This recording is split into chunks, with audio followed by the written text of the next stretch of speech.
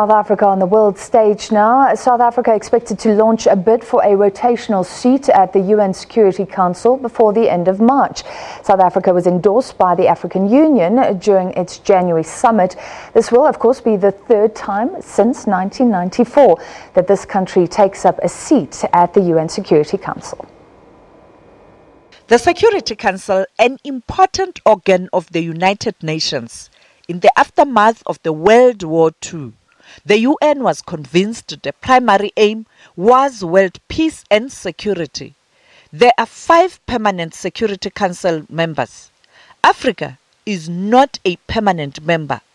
It wants the rules reconstituted to give other countries a seat at the table. Africa wants 2 permanent seats. But for now, the rotational seats for the continent is the only means of representation. South Africa has to do much more groundwork with the new president, who I have no doubt that he has the capacity and he will hit the ground running. He is expected to spearhead the campaign. He will lobby Africa and the Commonwealth countries.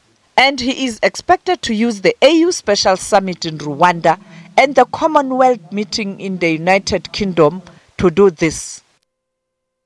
Africa and Africa. I think President Ramaphosa ought to avoid being all over the world and ensure that with the limited resources, South Africa sticks to more African issues, but at the same time able to work with bigger powers and ensure that they support South Africa's position, that is to strengthen Africa's institutions of governance, particularly the African Union, how it engage powerful countries such as China and the European Union and all other who could contribute massively in peacekeeping, ensuring that stability and economic growth and development of the African continent in line with Agenda 2063.